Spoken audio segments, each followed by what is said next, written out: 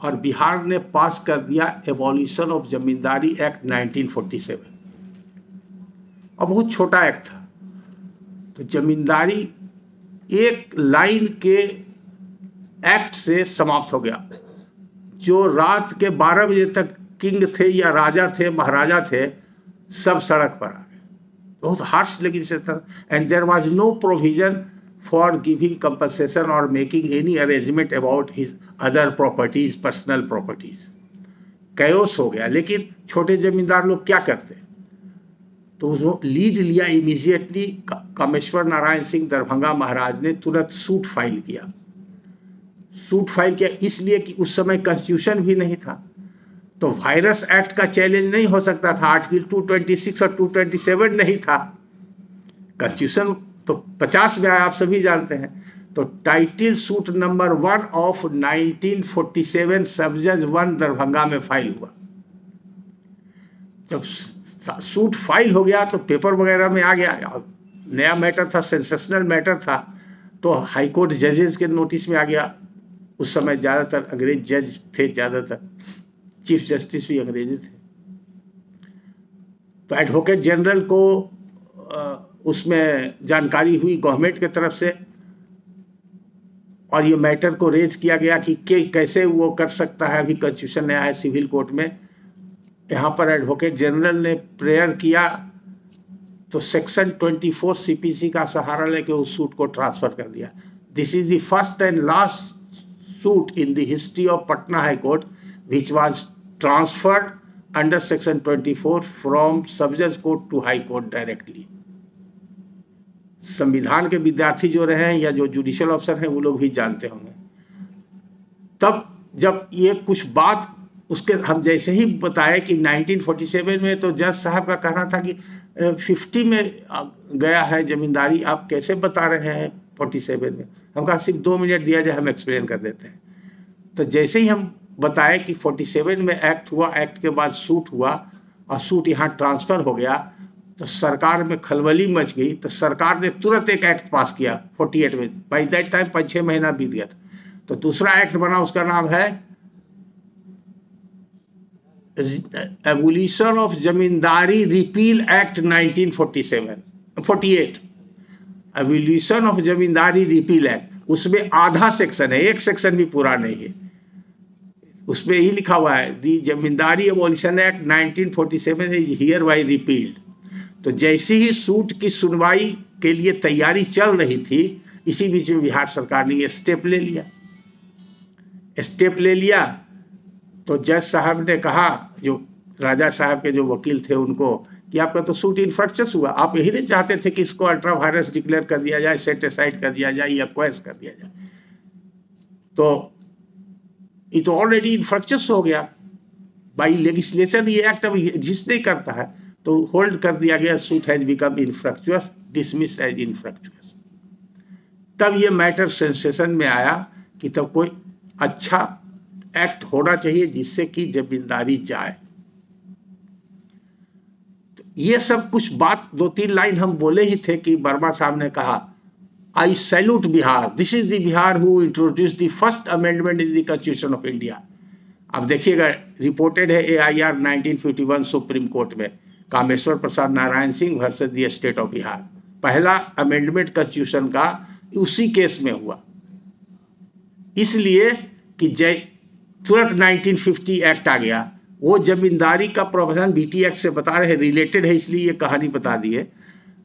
Evolution of जमींदारी से act नहीं, ये जमींदारी एवॉलिश नहीं किया। लैंड रिफॉर्म्स एक्ट आया, बिहार लैंड रिफॉर्म्स एक्ट 1950। उसी से जमींदारों की जमींदारी एबॉलिश की गई। उसके एवज में कंपनसेशन वगैरह का प्रावधान रखा गया और लैंडलॉर्ड को सर्टेन एग्जेम्पशंस दिया गया कि कौन कौन प्रॉपर्टी को वो अपने खुद रिटेन कर सकते हैं। उनका पर्सनल प्रॉपर्टी है, जैसे उनका ओरचार्ड है, ड्वेलिंग हाउस है, ओरचार्ड के साथ कोई टेम्पल है और कोई गार्डन है, इस तरह का उसमें कुछ सर्टेन लिमिट्स वगैरह प्रोवाइड किया गया। उसके अलावा उनका कचहरी है, जहाँ कचहरी लगाते थे जमींदार लोग, दोनों पर्पज से वो मामला का भी निपटारा करते थे और कलेक्शन ऑफ रेंट वगैरह के लिए वहाँ बाजाप्ता, तो सब जगह कचहरी सर्वे रिकॉर्ड में भी मिलेगा। तो वो सब सरकार में वेस्ट कर जाएगा। उसका अगर कोई लैंड है ऐसा जिस पर कि कॉमर्शियल एक्टिविटीज होता था, वो सब सरकार में वेस्ट कर जाएगा। जैसे गोला है, मार्केट है, और आपका फैक्ट्री है, इंडस्ट्री है, वो सब वेस्ट कर गया। और वेस्टिंग का जो हुआ उसका प्रिंसिपल था वेस्टिंग फ्री फ्रॉम ऑल इनकम्बरेंसेस। अगर वो पहले से उस पर इनकम्बरेंस है, इनकम्बरेंस का मतलब उस पर किसी का चार्ज है, बकाया है मॉर्गेज के द्वारा या चार्ज के द्वारा, तो वो सब समाप्त समझाया। इसका मतलब ये हुआ कि अगर कोई जमींदार ने 1933 में जमींदारी जाने के पहले कोई मॉर्गेज डीड लिखा और मॉर्गेज डीड लिखा और मॉर्गेज सब्सिस्ट करते रहा, इसी बीच में जमींदारी अबॉलिश हो गया, तो वो मॉर्गेजी जो था उसका खत्म हो गया, राइट एक्सटिंग्विश्ड हो गया by virtue of statutory provision. चूंकि वो अब मॉर्गेज मनी के लिए वो क्लेम नहीं कर सकता है, जबकि टीपी एक्ट में उसको मॉर्गेज मनी क्लेम करने का राइट था। क्योंकि मॉर्गेजी है टू राइट्स, एक राइट ऑफ फॉरक्लोजर और तीसरा है टू रियलाइज द मनी, और तीसरा है कि अगर डिस्पोजेस हो जाए तो रिकवरी ऑफ पोजेशन के लिए। आज भी वो लॉ वही है, उसमें चेंज हो। तो पहले लोग जमींदार लोग अपना पूरा जमींदारी की यानी कि प्रोप्राइटरी राइट को भी मॉर्गेज करते थे। Just like corporeal property, proprietary right was also transferable, saleable, inheritable, liable to be mortgage और लीज्ड आउट।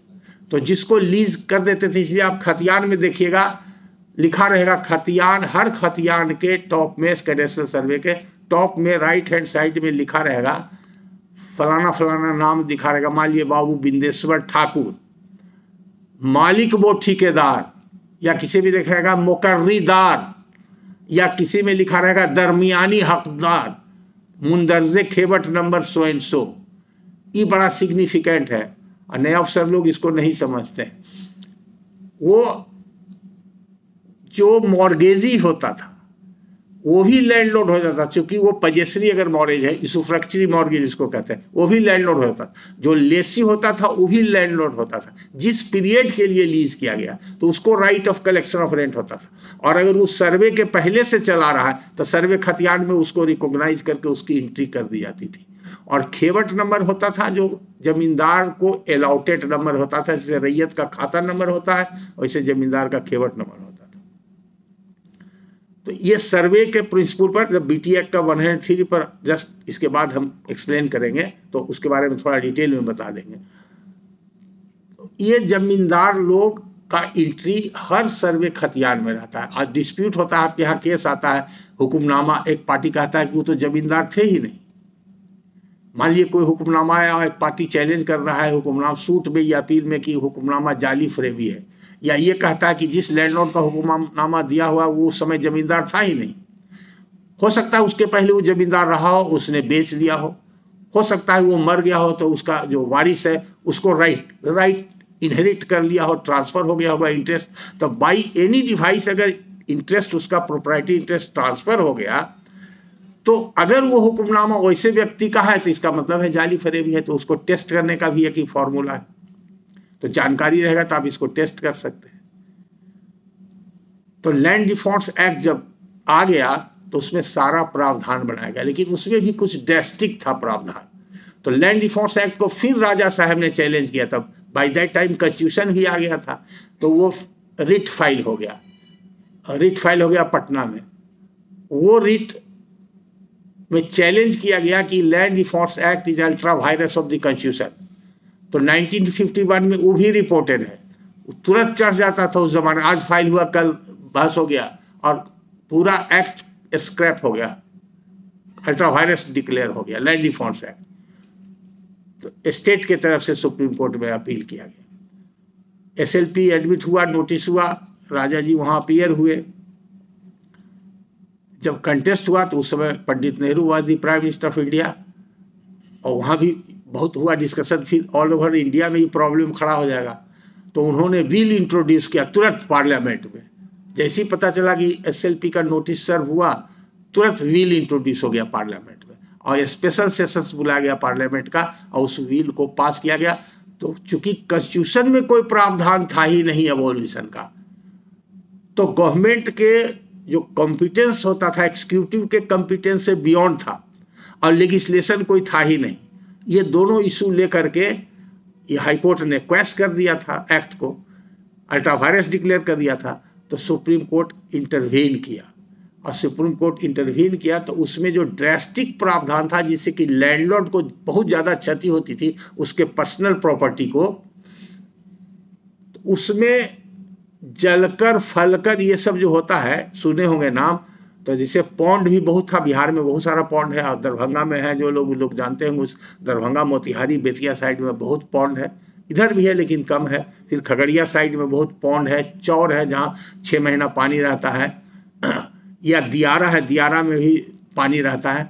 तो वो सब में मछली लोग पालते थे, रियरिंग ऑफ फिश, वो भी एक कर के रूप में जमींदार लेता था। और सिंघाड़ा भी होता था, नॉर्थ बिहार में मखाना भी होता था। और या लैंड है जिसमें कि गार्डन है, फल जिसमें व्यापार करते थे लोग, लेते थे, तो उसके ऊपर भी टैक्स, तो उसको फलकर और जलकर बोलते थे।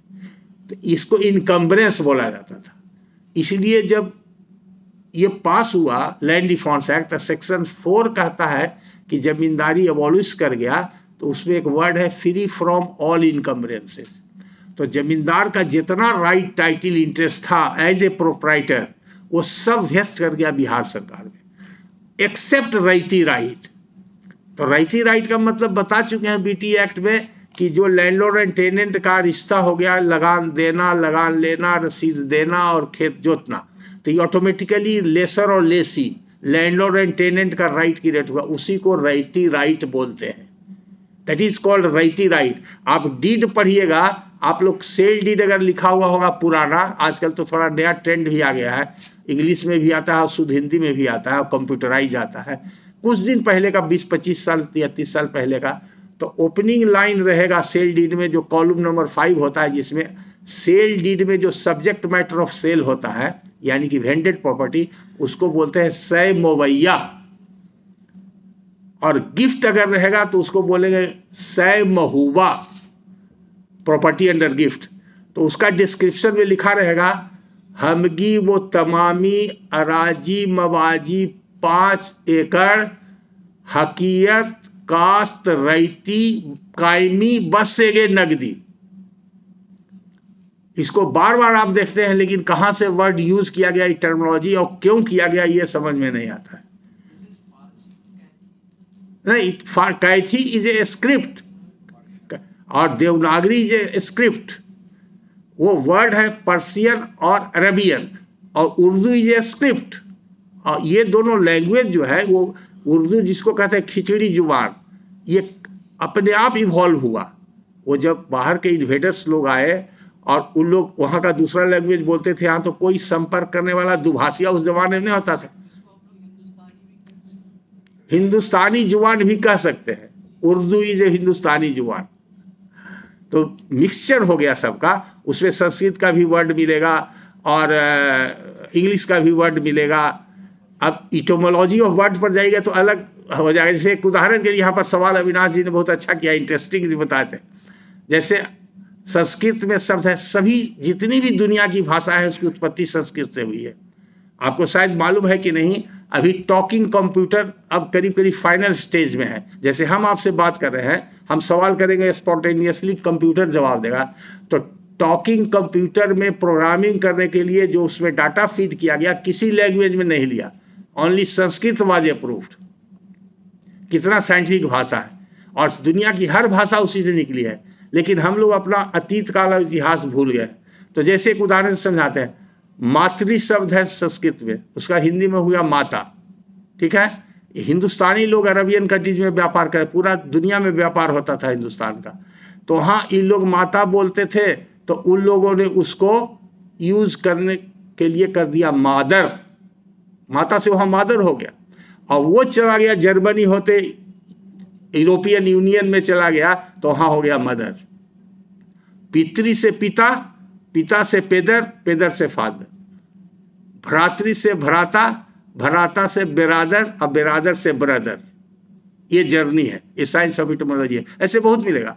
और ये जो कैथी कहते हैं, कैथी मेरा एक जूनियर हुआ एकेडमी में पहले क्लास भी लेता था, हाईकोर्ट में प्रैक्टिशनर है, 20-25 साल प्रैक्टिस उसका भी हो गया होगा।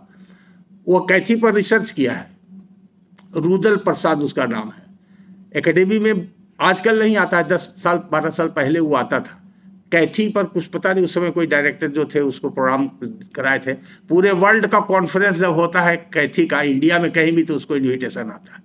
ही हैज़ कंप्लीटेड, वो पटना यूनिवर्सिटी का MSc पास लड़का है, साइंस पढ़ा हुआ।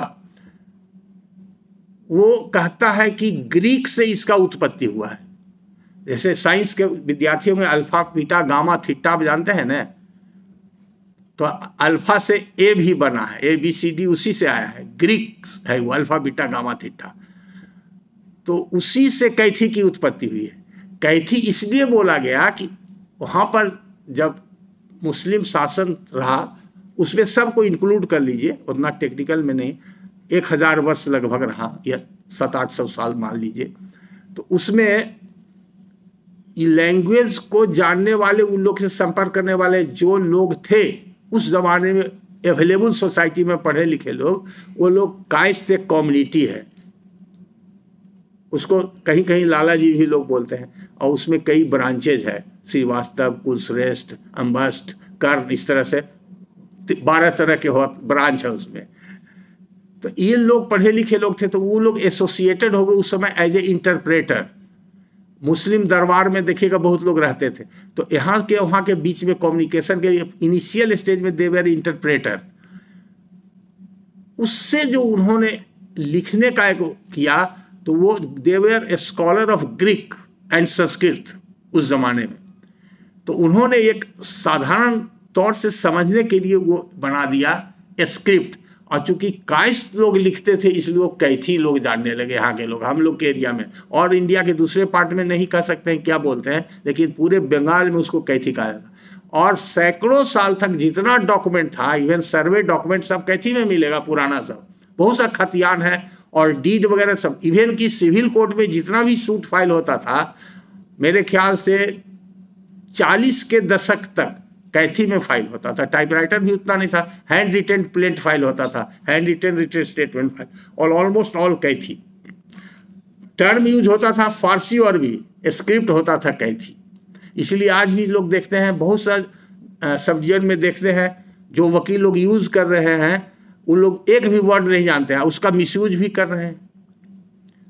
हाजीपुर के जितना भी प्लेंट और रिटेन स्टेटमेंट आता है, चौधरी जी हाजीपुर में है, आपको अपील किए हैं कि नहीं करे, देखिएगा सब में वही गरीब परवर सलामत गुजारिश है, सवाल मिंजावली मुद्दई हस्ब जैल है। नए लोग कहते हैं क्या है सर, सवाल क्या चीज़ है? सवाल का माने होता है दरखास्त, दरखास्त का माने हुआ एप्लीकेशन। एप्लीकेशन किसको कहते हैं कि अगर आप कोई फैक्ट कहते हैं किसी पदाधिकारी से और उससे कुछ आदेश चाहते हैं और उसमें अपना प्रेयर कहते हैं, तो इट इज़ कॉल्ड दरखास्त। उसको सवाल भी कहा जाता है लीगल पार्लेंस में। अब जो लोग लिख रहे हैं जूनियर वकील लोग आज के तारीख में, वो लोग जानते ही नहीं है, तो कहीं का गलत कहीं का उल्टा कर रहे हैं। इसी संदर्भ में उसी केस का जिसमें हम हाजीपुर में बहस करने गए थे, उसमें ट्रायल कोर्ट ने मिस्टेक किया था। ट्रायल कोर्ट में उसमें बाद में अमेंड किया गया था प्लेंटिफ की तरफ से, उसमें लिखा हुआ था बवजूहात तजवीज हकीयत दखल दिलावी मुद्दई को बेदखली मुदालेहुम दिला दिया जाए। अब जो सब जज ने जजमेंट किया, उस जजमेंट बहुत हिंदी में बहुत अच्छा जजमेंट लिखा हुआ, बहुत विशुद्ध हिंदी है, लेकिन वो वर्ड समझा ही नहीं समझे कि बवजूहात हकीयत का मतलब क्या है। न वकील साहब बताए, न वो खुद समझाने ट्राई किया। नतीजा है कि उसने इशू फ्रेम ही नहीं किया डिक्लेरेशन ऑफ टाइटल का, and this was the core issue before the appellate court. And जो वहाँ पर आप जानते ही हैं कौन, गुप्ता जी सीनियर लॉयर वहाँ के हैं सिविल के हाजीपुर में। गुप्ता जी आर्गू कर रहे थे, इसी पॉइंट को बार बार हैमर कर रहे थे कि trial court has not framed any issue on the point of declaration of title and therefore this judgment is fit to be set aside on this ground alone। वो ऑर्डर 41 रूल 23 से लेकर rule 25 यही कहता है कि कब remand करेंगे, power remand appellate court का है, and the court was inclined to remand the matter. That's why I was summoned in that case. हम वहाँ अपीयर हुए तो हम उसको बहुत गौर से पढ़ा और वहाँ पर जो एविडेंस है उसको मैंने स्क्रूटनाइज किया। तो दूसरा लॉ कहता है कि even if there is no issue, particularly with regard to a fact in issue, on that ground alone the appellate court should not remand the case if materials are available on record and the court has applied its mind while granting relief to the plaintiff. तो उसमें संजोग से discussion में title के बारे में सब था, थ्रू आउट टाइटल का डिस्कशन था और रिलेशनशिप के ऊपर था, सेक्शन 50 एंड 60 एविडेंस राइट का, तो एविडेंस था और उसमें हमने जजमेंट भी दिया, तो इसलिए आई सक्सीडेड इन दैट मैटर। तो इसलिए लॉ में बड़ा क्लियर कट कंसेप्ट होना जरूरी है कोई सही जजमेंट पर आने के लिए।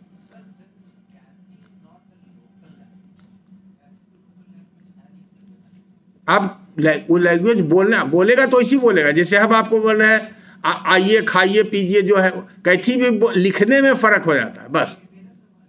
हाँ,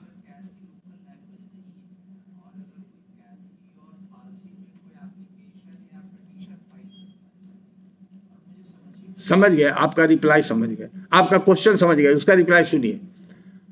इसीलिए बनाया गया है आपके यहाँ सिविल कोर्ट रूल्स है, you are governed and guided by civil court rules in addition to the procedure prescribed in CPC and CRPC। अगर पहले क्या था यहाँ का, उसमें भी अमेंड हुआ है, सिविल कोर्ट रूल्स अमेंड हुआ। पहले यहाँ पर था जगन्नाथ मिश्रा के टाइम में Urdu was second language, recognised language, तो उर्दू में भी प्लीडिंग्स आप दे सकते थे, और उसके पहले भी उर्दू में प्लीडिंग्स फाइल होता था। उर्दू यानी कि अरबी फारसी में प्लीडिंग्स फाइल होता था, हमने देखा, डॉक्यूमेंट्स भी लिखा जाता था, और हिंदी भी रिकॉग्नाइज हुआ, कैथी तीनों में था। आज के तारीख में हिंदी और अंग्रेजी दोनों ही, कैथी में देगा नहीं आप, you can reject it. High court में कई बार इशू हुआ है, अभी रिसेंटली सुप्रीम कोर्ट, उस संजोग से वो भी मेरा ही जूनियर है, सब जूनियर का अलग अलग एरिया है, वो जूनियर है जो एक ही बात के लिए बराबर, उसका पेपर में भी फोटो नाम आता है और यूट्यूब पर भी आता है, काफ़ी वायरल उसका हुआ है, वो सब दिन से प्रैक्टिस किया। ये सिंपल प्रैक्टिशनर नवादा का लड़का है, जयराम प्रसाद नाम है, वो छोटा मोटा केस करता है, बेल वगैरह करता है, लेकिन उसको धुन सवार है कि हम हिंदुस्तान के हैं, वो भी बिहार के हैं, हिंदी भाषी प्रदेश के हैं, तो हाई कोर्ट में अंग्रेजी की, अंग्रेजियत को हम क्यों ढोएं, तो हाई कोर्ट में वो सब केस हिंदी में ही फाइल करता है, पास करता है।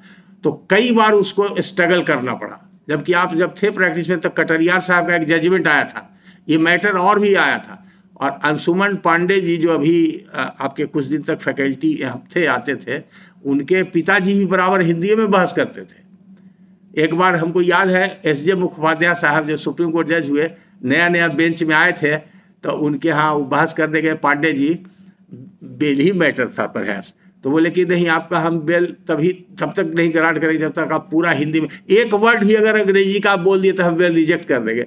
तो हम लोग को बड़ा क्यूरियोसिटी हुआ, तो उन्होंने एक एक वर्ड हिंदी का ही इस्तेमाल किया, वेल वाज ग्रांटेड। तो ये सब ही होता। तो कटरियार साहब का रिपोर्टेड केस है, उन्होंने कहा कि आप सिविल मैटर्स में कर सकते हैं हिंदी में, लेकिन रिट में नहीं कर सकते। लेकिन वो जजमेंट डाइल्यूट हो गया जब जयराम प्रसाद ने फाइल किया, तो अब हिंदी में भी हाई कोर्ट ने परमिट किया। और फॉर योर इन्फॉर्मेशन, जब BL यादव यहाँ पर हाई कोर्ट जज थे, तो उन्होंने 3 जजमेंट दिया संस्कृत में और 2 जजमेंट दिया है हिंदी में। जजेस के ऊपर बैरियर नहीं है। इलाहाबाद में फ्रीक्वेंटली होता है, इलाहाबाद के लोग हैं, यूपी के जानते होंगे, वहाँ हिंदी में जजमेंट होता है फ्रीक्वेंटली, और रिपोर्टर्स भी रिपोर्ट करता है हिंदी में। अब वो जो हो वहाँ का लोकल रूल्स है, तो we are guided by rules. High court में हाई कोर्ट रूल्स है, सिविल कोर्ट में सिविल रूल्स है।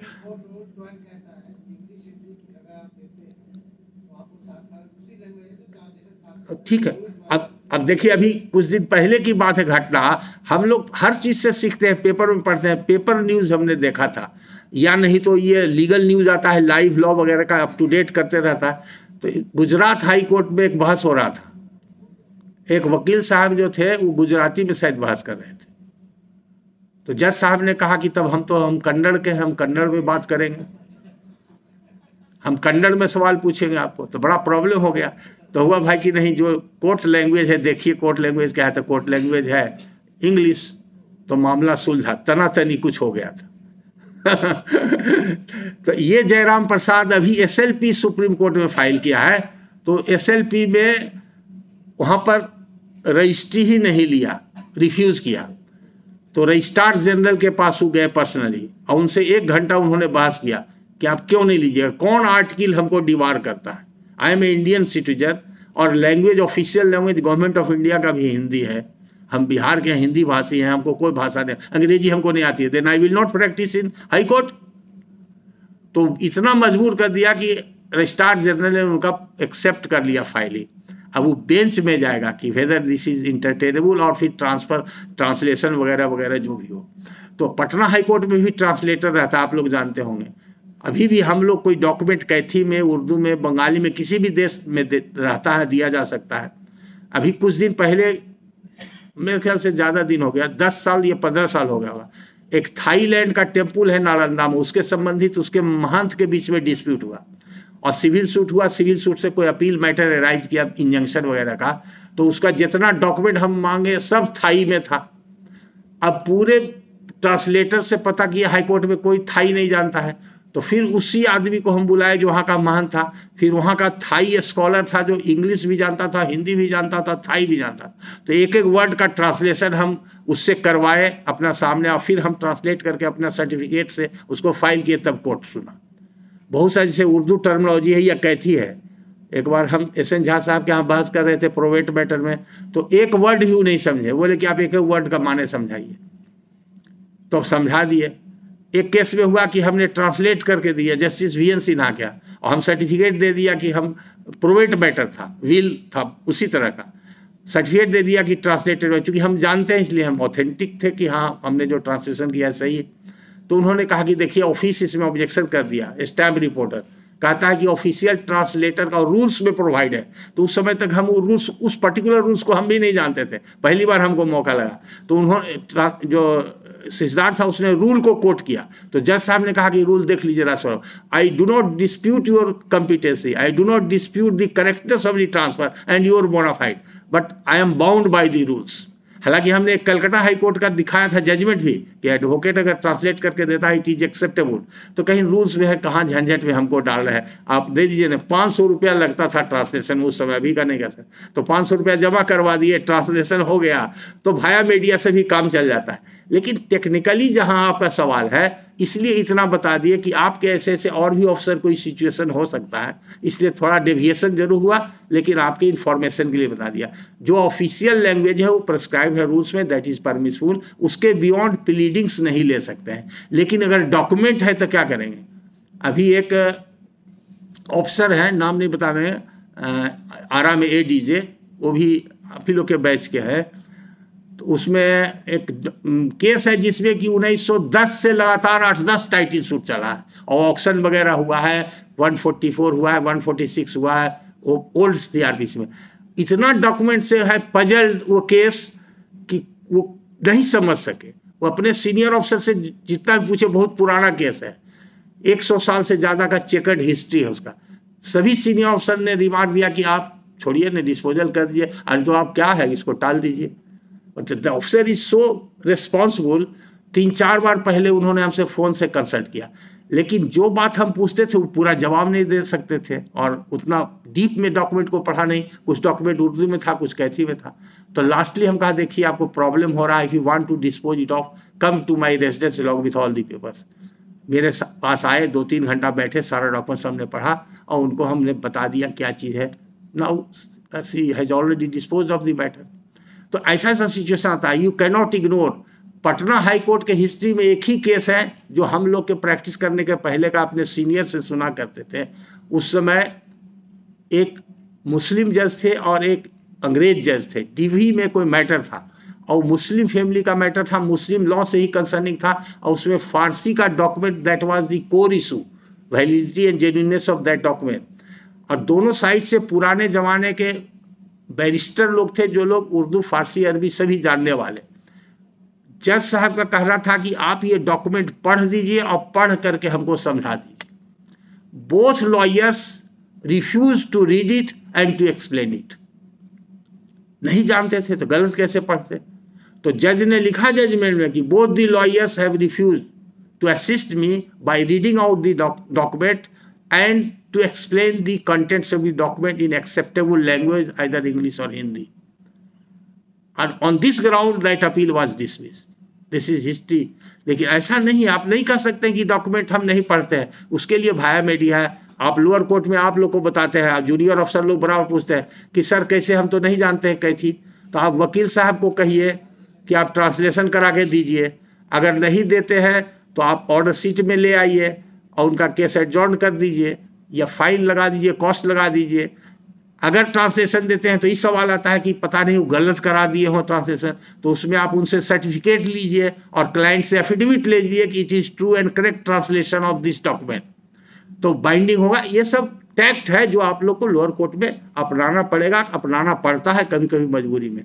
इसलिए डोंट से कि लैंग्वेज है हम नहीं करेंगे, तो ये थोड़ा डेविएशन हो गया। लेकिन खैर अब हम लोग आगे बढ़ रहे हैं। वीटी एक्ट का जो प्रोविजन एक्सप्लेन कर रहे थे उसमें आ जाते हैं। तो सर्वे के टाइम में राइट जो क्रिएट हुआ, वो रैयत का राइट वो क्रिस्टलाइज हुआ in the form of a document. Righty right तो उसका एक्वायर हो गया वही कंडक्ट से, एक्शन ऑफ द पार्टीज। इसको समझने के लिए सबसे इंपॉर्टेंट जजमेंट है, उसमें बहुत सारा जजमेंट आया, there are long line of judgement. एक जजमेंट है पटना हाई कोर्ट का, वो लिख लीजिए, आप लोग सब लोग लिख लीजिए, जो जानते हैं तो जानते हैं। राजकुमार जी तो वो जजमेंट पढ़ के अपील भी डिस्पोजल किए हैं, हमको मालूम है। Ugni Devi versus Choba Mahto, Musammat Ugni Devi versus Choba Mahto, AIR 1968 Patna, page 302। ये लैंड लॉ का जितना बात हम बता रहे हैं उसमें मैक्सिमम बात उसमें कवर्ड है। Musammat Ugni Devi versus Choba Mahto, AIR 1968 Patna, page number 302। इसमें दो फुल बेंच डिसीजन 1960 पटना और 1964 Patna full bench decision overrule किया गया है। इसलिए डाइवर्जेंट ऑफ ओपिनियन था, सिंगल बेंच, डिवीजन बेंच, बहुत सा कंट्राडिक्टरी डिवीजन बेंच था। और जितना बात आपको बता चुके इसी बात का उसमें डिस्कशन है। यही फाइनली प्रिंसिपल डिसाइडेड है जो आज तक मान्य है। वो प्रिंसिपल यही है कि अगर हुक्मनामा जिससे कि लीज क्रिएट किया लैंडलॉर्ड, वो डॉक्यूमेंट ऑफ लीज है under the transfer of property act, और वो रजिस्टर्ड नहीं है, 99% हुक्मनामा अनरजिस्टर्ड ही रहता था उस जमाने में। अगर अनरजिस्टर्ड है तो उससे उसको टाइटल पास नहीं किया, अनरिकॉग्नाइज लेसी नहीं है, तो जितना भी सूट था प्लेंटिफ का सब डिसमिस होते चला गया अप टू हाई कोर्ट। कुछ जजमेंट आया सब्सिक्वेंट एक्ट के आधार पर तो आ गया कि नहीं, उसके बावजूद भी टाइटल उसका डिक्लेयर किया जा सकता है। तो डाइवर्जेंट ऑफ ओपिनियंस हुआ।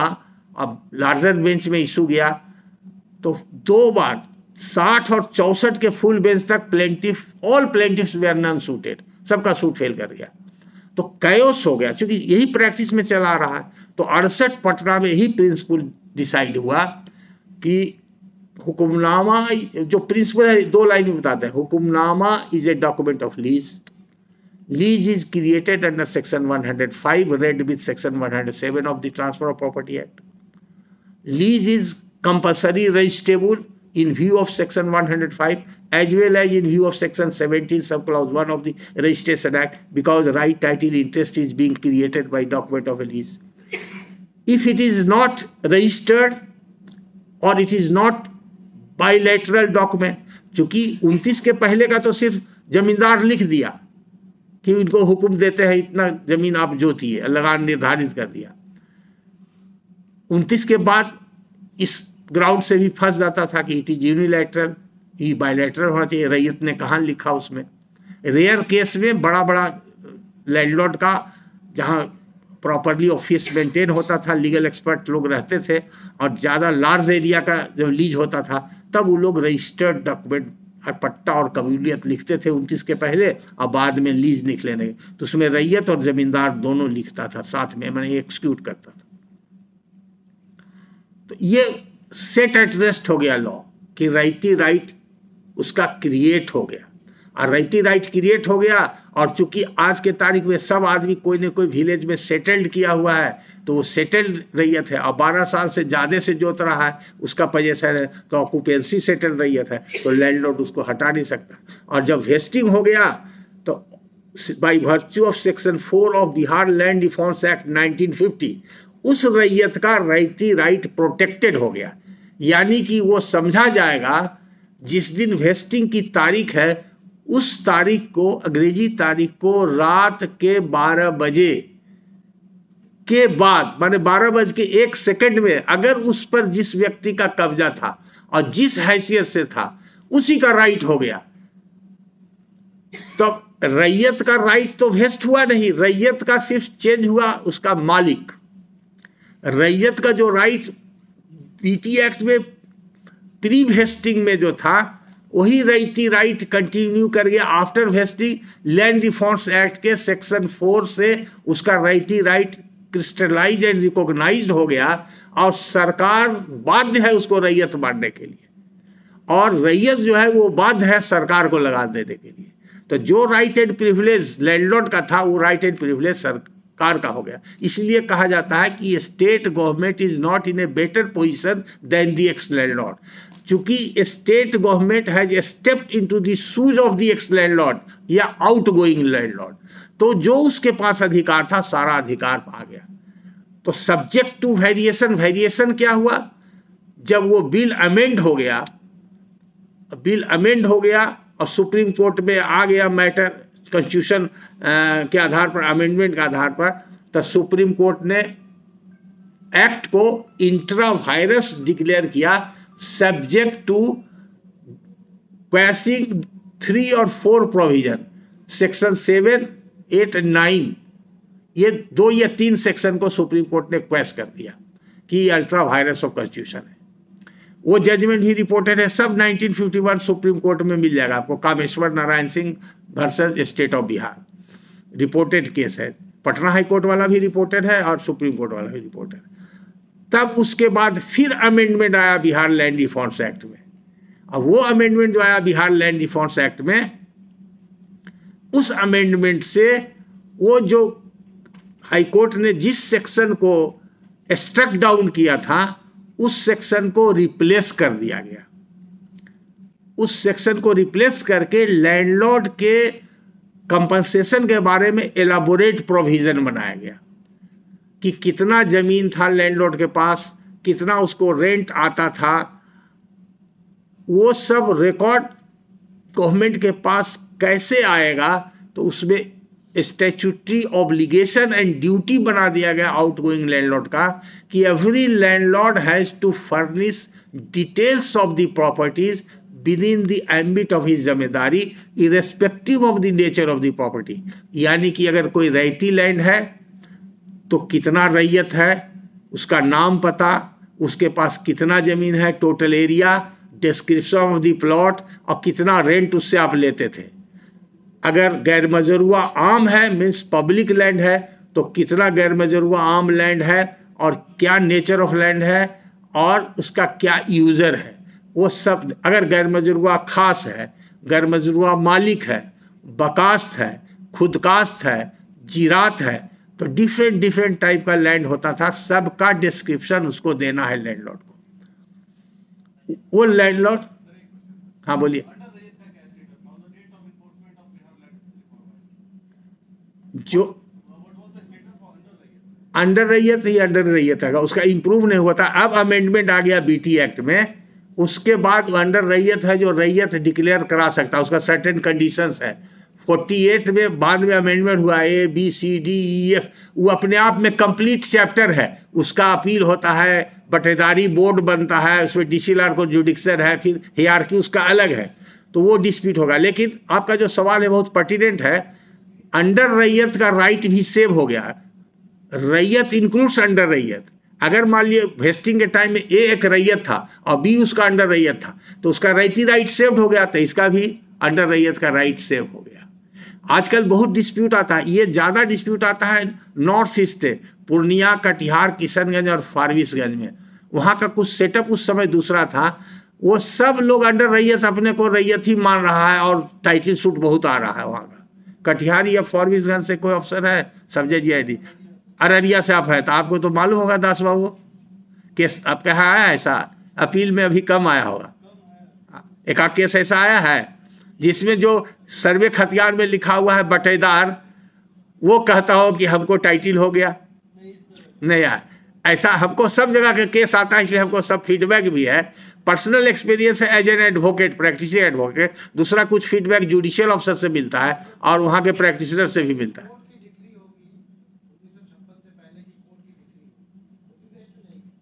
डिग्री नहीं वेस्ट करता, आप समझिए। यहाँ पर raiyati right, it is only with regard to vesting of raiyati right. और राइटी राइट जो भी वेस्टिंग होगा, राइटी राइट को सेव कर लिया गया है। कहने का मतलब हुआ राइटी राइट में जो राइट टेनेंट का है उसको प्रिजर्व एंड प्रोटेक्ट किया गया है by virtue of section 4। Section 4 से वो प्रोटेक्टेड है, उस पर सरकार कोई क्लेम नहीं कर सकती है। और बाकी जो प्रॉपर्टी का राइट है वो सब राइट सरकार में वेस्ट कर गया, यानी कि गैरमजरूआ मालिक, गैरमजरूआ खास, गैरमजरूआ आम सब वेस्ट कर गया। अब अगर ये साबित हो जाता है कि on the date of vesting गैरमजरूआ खास जो था वो मालिक के कब्जे में था, तो जो जमीन में खेती नहीं होती थी, पहले दो टर्मिनोलॉजी समझ लिए, इसमें भी बहुत बार सवाल किया जाता है। आप लोग जो सबऑर्डिनेट जजेस हैं वो लोग नोट भी कर लीजिए। गैर मजरूआ किसको कहते हैं? मजरूआ का मतलब होता है कल्टीवेबल लैंड, उसको बोलते हैं मजरूआ। और गैर मजरूआ का मतलब हुआ निगेटिव हो गया, नॉन कल्टीवेबल लैंड। अगर उसमें वर्ड जुट गया आम, मतलब वो पब्लिक लैंड हो गया। ऐसा नॉन कल्टीवेबल लैंड जिस पर पब्लिक को राइट ऑफ यूजर है, और उसका सैकड़ों प्रकार है, नदी, नाला, पहाड़, नहर, स्कूल, कॉलेज, मंदिर, मस्जिद, गिरजाघर, श्मशान, कब्रिस्तान, रास्ता, गली, सड़क, सब वो सब गैर मजरूआ आम में आता है। चारागाह, ईदगाह, कुछ भी हो, जब पब्लिक का राइट ऑफ यूजर है उसका अलग कैटेगरी है। और गैर मजरूआ खास का मतलब क्या हुआ? जो नॉन कल्टिवेबल लैंड है, यानी उसको waste land of fallow land बोलते हैं, बीटी एक्ट में वर्ड यूज हुआ है, वो सब बिलोंग करता है जमींदार को, इसलिए वो जमींदार उसके मालिक है। अगर उसके पोजीशन में है और जिस दिन वेस्टिंग हुआ उसी के पोजीशन में रह गया, तो वो जमींदार का माना जाएगा कि उसी का है। वो प्रोटेक्ट कर दिया, जब बाद में अमेंडमेंट हुआ, उससे पहले नहीं था प्रोटेक्टेड। तब उसके लिए लायबिलिटी क्या फिक्स किया गया कि वो लैंडलॉर्ड उस जमीन को सरकार के यहाँ पहले रिटर्न में शो करेगा, उसको रेंट फिक्सेशन के लिए अप्लाई करेगा कि हम इसको अपने पोजीशन में रिटेन किए हुए हैं, I have not settled to anybody, और हमारा कल्टीवेशन इसमें करना चाहते हैं या कर रहे हैं, या हम चाहते हैं इसका फेयर रेंट फिक्स किया जाए। तो फेयर रेंट फिक्सेशन का प्रावधान जो है लैंड डिफॉल्ट्स एक्ट में, उसके हिसाब से उसमें रूल्स डिटेल बना दिया गया। उसमें फॉर्म M, L, K और F 4 रेलिवेंट फॉर्म है। एक है एप्लीकेशन का, दूसरा है नोटिस का, और तीसरा है जो रेंट शेड्यूल बनता है, यानी कि जब ऑर्डर पास करता है रेवेन्यू अफसर तो उसका एक रेंट शेड्यूल बनता है, उसको बोलते हैं रेंट रोल। वो टेक्निकल एंड स्टैट्यूटरी डॉक्यूमेंट है। तो वैसा जमीन जो जमींदार ने खुद रिटेन कर लिया, या तो वो गैर मजरूआ मालिक हो, या गैर मजरूआ खास हो, या बकास्त हो। बकास्त लैंड उसको कहते हैं। कास्ट का मतलब होता है कल्टीवेबल लैंड, कास्ट का मतलब कल्टीवेबल लैंड। अब बकास्त का मतलब जो डायरेक्ट कब्जे में और डायरेक्ट कल्टीवेटिंग पोजीशन में लैंडलॉर्ड के है, उसको बकास्त भी बोलते हैं और खुद कास्ट भी बोलते हैं। दोनों एक ही चीज़ है, टर्मिनोलॉजी। तो वो जमीन जब जमींदार खुद कल्टीवेटर है उस जमीन का, तो उसको किसी को रेंट देने की आवश्यकता नहीं, वो रेंट फ्री लैंड होता था।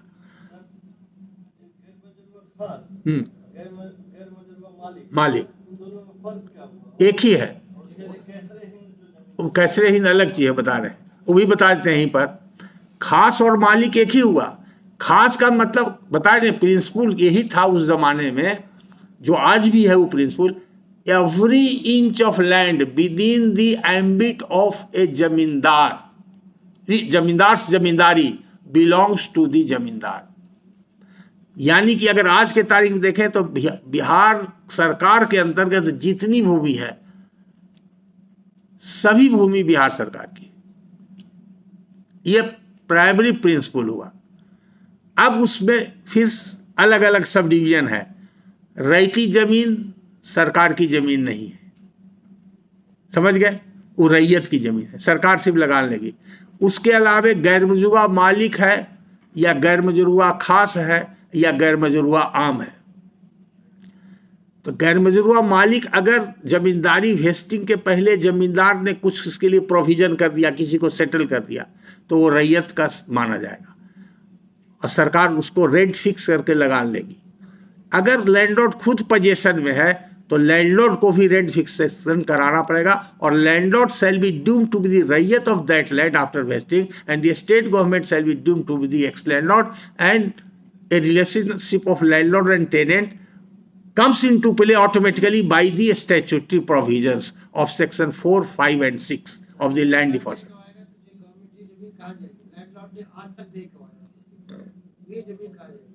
रेंट फिक्स, सवाल बहुत अच्छा है। राजपूत जी का सवाल है कि अगर कोई रेंट फिक्स नहीं कराया तो जमीन कहाँ जाएगी? जमीन कहीं नहीं जाएगी। कहावत है once vested cannot be divested. Divest करने के लिए कोई मैकेनिज्म चाहिए और वो मैकेनिज्म है एक जिसको बोलते हैं ट्रांसफर इंटरवाइवस। एक व्यक्ति ने दूसरे व्यक्ति को ट्रांसफर किया, वो ट्रांसफर का रिकॉग्नाइज्ड मोड है ट्रांसफर ऑफ प्रॉपर्टी एक्ट में, जिसको कन्वेंस डीड भी बोलते हैं। तो कन्वे करेगा तब जाएगा, और नहीं तो दूसरा है एक्विजिशन। सर्टेन लॉ में एक्विजिशन का सरकार को अधिकार है, एक्वायर कर लेगी। कुछ स्टैट्यूटरी लॉ है जिसमें वेस्टिंग हो जाता है, जैसे लैंड सीलिंग केस में 1 सेक्शन 15 का नोटिफिकेशन हो गया तो जो सरप्लस लैंड है ऑटोमेटिक सरकार में वेस्ट कर जाती है। तो अगर वैसा जमीन नहीं है तो जिस रैयत का, जिस जमींदार का वही रहेगा, irrespective of the fact the road no rent has been paid.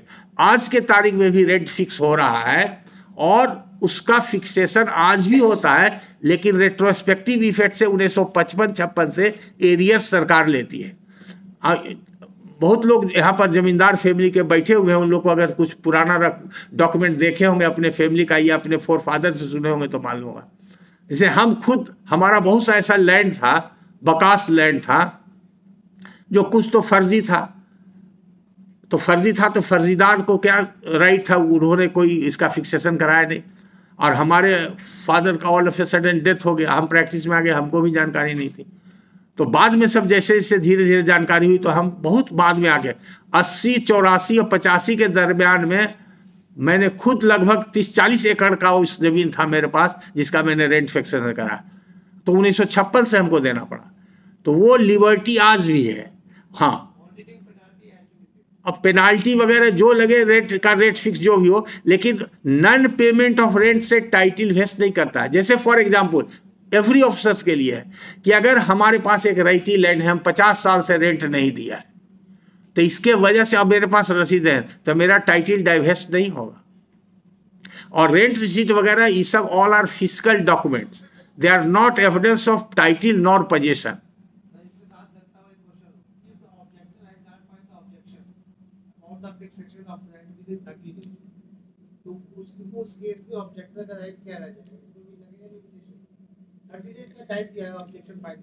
Rent fixation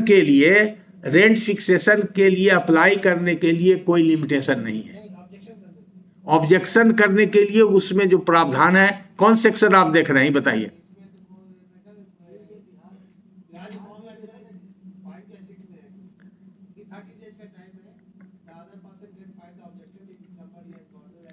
वो प्रोविजन देखे हैं ना, तो आप ऐसे सोचिए, जनरल जहां भी टाइम प्रेस्क्राइब्ड है वो टाइम पर अगर नहीं देता है तो court has inherent power to extend that time, है ना, वो प्लॉजिबल एक्सप्लेनेशन देगा। तो जो स्पेशल एक्ट है उसमें लिमिटेशन एक्ट नहीं अप्लाई करता है। और दूसरा, कोर्ट जो नहीं है, revenue officers are not court, तो उसके यहाँ लिमिटेशन एक्ट अप्लाई नहीं करेगा। अगर लिमिटेशन एक्ट अप्लाई कब करेगा? जब सेक्शन 29 लिमिटेशन एक्ट के सब क्लॉज 2 में है। ये बहुत हाइपर टेक्निकल है इशू। वैसा एक्ट, स्पेशल एक्ट, जिसमें कि कोई भी लिमिटेशन का प्रावधान है, तब सेक्शन 29 सब क्लॉज 2 को लगा करके सेक्शन 4 लिमिटेशन एक्ट को आप पढ़ सकते हैं। सब जज लोग को जो राइट अप सुबह में मिला है उसमें एक जजमेंट दिया है जिसमें सेक्शन 4 और सेक्शन 29 सब क्लॉज 2 का है, आप लोग देखिएगा, बाद में देखिएगा। जो बोल दीजिए, क्लोज कर दीजिए, क्लोज कर दें, क्लोज कर दें। Since there is a time restraint, because it is a common class of 2 categories of judges, and the junior officers are required to attend another class, and therefore due to time constraint I am compelled to stop the class at this juncture.